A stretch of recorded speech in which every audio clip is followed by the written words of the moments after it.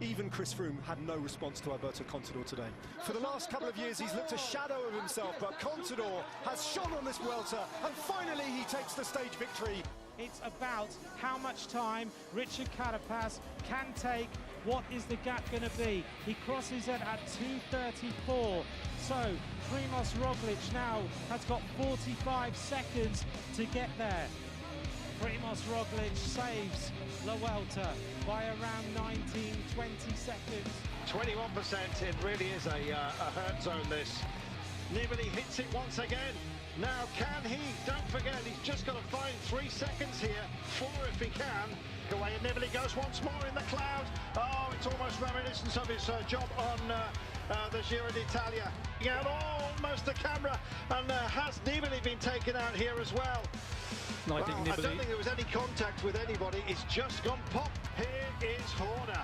What a performance by this man. As we say, 20 years separating the man who's won the stage and the man who quite possibly has just won the Vuelta. 200 metres. This is going to feel like party time. And the grimace turns into a huge grin. And the clock, watch it when he crosses the line, because this is the crucial timings. He gets the bonus as well, don't forget. There is Chris Horner. Has he just done it for the old guard? Welcome, Between Two Wheels podcast, episode 407, stage 15 of the 2025 Vuelta a España. Sorry about the notices, if you got them at all. Moved things around. Basically, we're going to come in here at 7:30 Pacific, and then my son calls and he locked his keys in his car, so I had to go help out with that. But we are live, everybody. Always check out, remember to like the show, get the notifications, because who knows when we're going to be going live. But we've got here on YouTube, we're over on Facebook, we are over on the Between Two Wheels podcast Facebook page, and Rumble. It's in the links. And then we're all on all the podcast catchers, so you can get us here. Here we are, once again. We're moving over. We were in Bilbao, the middle of the Angliru over here, and now we're coming down 15. It's on the far western portion. Next, they have a Restday, and then we're on the real far over here, and then we start moving in. And it's going to be exciting the next few days. Here's the stage 15. I think I talked about this. I said it could be a sprinter stage. I called out. I said Mads Pedersen is the rider for today, because he can get up and over these. He's super motivated. You've seen him. He's riding strong, and he's got the much better kick than almost anybody in the peloton right now, especially for that. There's the finishing circuit. It's not too tricky, but there are some turns here and there. There's the Cat 1 that they have to go over. Here's the interactive map. There we go. So there you go. You see us going up here on the northern part and moving down. And as you do, you can see this profile change here. Here we go. Some climbs in, some decent climbs in here, and we're not going to see this because I think the cameras come on right about 100K or so to go. So right about this part here, you're going to see, 2/3 of, or, a little under halfway to go for there. Anyway, there is the profile, and let's take a look here. Let me move this over here. So here's the race. We've got, what is it going to be? Our Visma, our UAE Q36.5, are they going to do any kind of controlling? Bora, are they going to do any kind of controlling? Well, likely Visma is, and you can see them on the front here already, a little thing of things to come. Okay, let's get into the finish or the start here. They're hoping there's not going to be any kind of protest, but you never know. We already went over that. Once again, 105 kilometers to go. The TV cameras come on. Jay Vine is up the front with Vervaca, Louis Vervaca of Soudal Quickstep. Now, when I first saw this, and I was waking up this morning, I looked and I'm like, Kevin Vermaarca, he's up there? That's a good chance. And then I was like, oh, he wasn't. But he was, because there was a break of about 45 people that were also up the road, and they had a good gap. You can see here, they had 9 minutes over the peloton. These two guys up the front, Jay Vine and Vervaca, they had themselves, I don't know. Okay, we got a cat getting here knocking shit over. They had a good minute or so gap on everyone else. looking pretty good. But it was going to be futile. First of all, you've got Jay Vine, you've got a rest day tomorrow, and then you've just got we went over this smattering of mountains, time trials. Why are you once again? Why are you burning your legs so much in this tour when you could be saving them for your teammate who needs you? And you've been able to do some work, but we saw that the other day where Soler goes off in the break. He's not going to be able to do much. Then the next day, Ayuso's goes in the break. Then the next day, he's useless on the Anguirlu. But that's just what we have. But you had this big group of riders in here, and a bunch of them had multiple teammates. And the ones with the most teammates, now Visma's trying to do their work. Mads Pedersen in this group, and he has at least 4 teammates up there with him. He's got, I think Ciccone was up there. Who else is up there? Orlos was up there. He's a movie star rider. He's got a decent sprint on him. You had Magnus Sheffield for Ineos, American rider. He was up there as well. But you had about 4 little Trek riders up the front, and they decide, you know what, we're going to bring this thing back for Mads. Now, there's a few things here. Here you see this rider Romo go down, and you're like, oh, what happened here? Well, there was a protester that was about ready to come onto the. You can see him here. He's hiding in the bushes. He starts to jump. He starts to run over. Now he trips and falls, luckily. And then you have a gendarme here, or whatever they call him, the special forces there in Spain. He comes running over to make sure this doesn't happen, but he almost gets in the way. And I don't know if the riders crossed wheels, but you got 4 little Trek riders up there, plus Mads. That's 5 little Trek riders. But Romo goes down pretty hard. One of the riders goes down over the top of him. And then Romo's looking around, and at one point it looked like he was maybe chasing the spectators. He gets back on his bike. These two, it doesn't really stop, because Mads Pedersen and his team are determined to get this thing going. Mads wins the intermediate sprints. His team continues on the front. Meanwhile, back there, I don't know about soft pedaling, but Visma just puts 2 guys on the front. They have no real problems. Just kind of keeping, everyone's like, they're like, look, you go up the road, fine, 45 riders, we're not going to bring you back. 13 minutes now to the break. We'll just control things here. We got Van Barle probably on the front. I don't know if Kelderman gets up there as well, but we're not going to really worry about it. UAE is not concerned. None of the other riders are concerned, because up front, you really is where the race is going to be. This thing does split up. Mads Pedersen goes up the road, especially after the sprint. He goes up the road with a few riders, and that seems to be fine. Now, my problem with that would be like, hey, if you've got 5 riders in this group, why are you splitting off from them in general? Now, I mean, Mads Pedersen could, his odds of winning out of a group of like 6, 7, 8, 10 is still really good. But I almost think when you have a bunch of teammates in a group of 45, especially if there was a full force field, you still have a good chance of winning. But you put like 45 riders in this thing, and you've got 4 teammates to control it all. You're almost a dead lock for this. So it was a bit risky for me to see this going up the road, especially when Jonas gives a thumbs up, but especially when 6 point something kilometers to go here, his teammates were only about 20 seconds back. Meanwhile, Mads is on the front doing work. Jay Vine's up there. Magnus Sheffield's up there. Sheffield has Egan Bernal, so at least he has a teammate that can be up there working with him. But you're not really seeing any of this cohesiveness.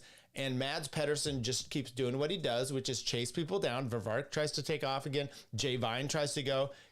Mads Pedersen has no problems with it. He keeps chasing everybody down. Meanwhile, they're coming into the last kilometer to go. Mads Pedersen gets put on the front. Magnus Sheffield gets put into second place, and he's in a great position to at least challenge Mads Pedersen. You don't know what the legs are like. Magnus Sheffield, he's won races. He's a strong rider. We haven't seen him much at this race as of yet. But you come into the last thing, and here you come into the last corner, and I think it was Jake. Was this Jake Stewart? I don't believe it actually is. Let's see. Frigo. Marco Frigo for Israel Premier Tech. Now, why Jake Stewart, who I think was in the break, isn't up there, and they're not doing the best they can to make sure he's in the sprint, because he can legitimately beat Mads Pedersen one-on-one. He's done such things. They come into this last corner. Mads takes a nice corner out here, but I don't know what Sheffield is doing. He goes wide. Remember, we saw David Godot on that one stage take the inside corner on Mads. Now, Ryder does kind of, there you go. Down goes Sheffield, and you know what? I'm going to play a few clips, because this is not an aberrant situation. Meanwhile, Mads Pedersen gets 3-4 bike lengths on everybody and just sticks it to them coming over the finish line, be able to post up. So with everything said and done, even though I don't think Mads rode this most strategic, which is, hey, you've got all your teammates back there. Let's just sit on until the finish. Let them control everything and be good. He went with the moves. He gets up there. He's chasing everything down, and he still takes it from the front around this last corner. Takes it. It was an impressive win. He needed this. He's winning the green jersey. He hasn't had a stage win. He's been close. They did that whole stage firm with David Gaudu won. It shouldn't have been for him, and it was not for him. Should have been for him that day, but it wasn't. It was David Gaudu's day. But today was clearly Mads Pedersen coming in second. I think it was either Orlis or Marco Frigo, and teammates happy. They finally come across the line, and they were happy about it. Don't really care about the others. Look at that. That's a very big gap to the win. Posts up, no problem at all. Main group comes in 13 plus minutes. No change on the general classification. There you go. Mads Pedersen, Oscar Aller for Movistar, for Marco Frigo, Butrago, Eddie Dunbar, Bernal, Louis Vavaca, Jay Vine, and Magnus Sheffield comes in the end there. Meanwhile, you have Sargent coming in 10th place, 23 seconds back. He's happy about it. Mads Pedersen gets to show off the little track stuff. There's the GC. No change on the DC. Top 10. Did we lose? I don't think this was from the other day. I thought Jorgensen was in the top 10, evidently. Let's take a look and see what happened today for the whole teams. No fines for today, but we will take a look at here are the complimentary items. Let's go. There you go. Jay Vine gets the first KOM. He adds 10 more points, and he gets a second KOM. He adds 5 points to that. He gets second place on the sprint. Mads Pedersen gets third. Those two were off the front at the time. Mads Pedersen, though, all the points at the finish for every rider. Most combative was Louis Vervark today. Youth rider classification, we could take that. Okay, so let's take a look at the actual results. Mads Pedersen, we said that. Well, now what happened to Jorgensen? He goes down one spot here, 8:52, 6 seconds. Was there a bonus in place?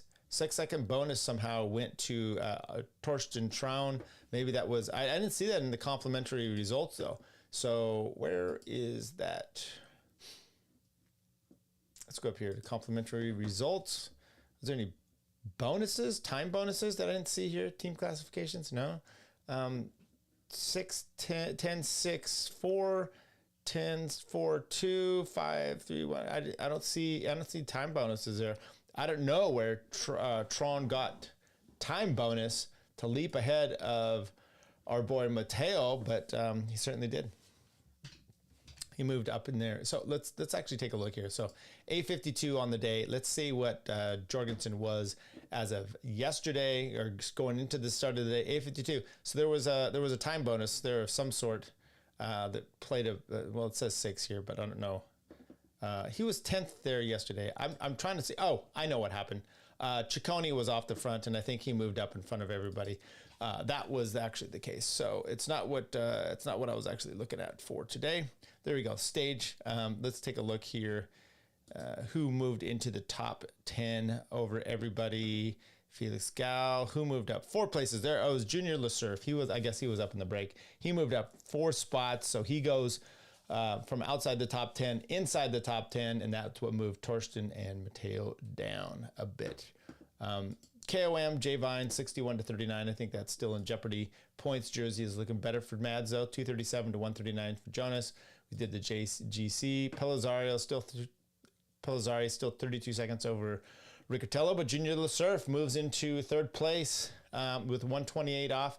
And then it's just Abel Balderstone. He's back there at 15 minutes. So those 3 at least gave a shot at it. UAE still winning the team classification by a lot. Now, Thought Libertarian podcast. Okay, this is the cycling podcast we're doing here today. So what's fascinating for me, at least as far as this goes, is Magnus Sheffield going down in the last corner. There have been problems with him throughout. Now, he was famously involved in the crash with Gino Mader in the Tour of Switzerland a few years ago. Gino goes down, Swiss rider, he actually perishes. Okay, they went down over some heavy cliffs. But besides that, you've seen Magnus in some pretty. Here he is, where he's a co-leader of a stage race. Let's see if we can find this here, and he actually goes down. Is this where it is? They're coming into the finish here. You're going to start to see it.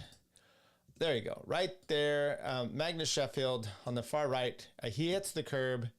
Bam. Goes down hard. Now, he was also in the World Championships doing the time trial and comes flying around this corner, smacks into the barrier. That's not so good.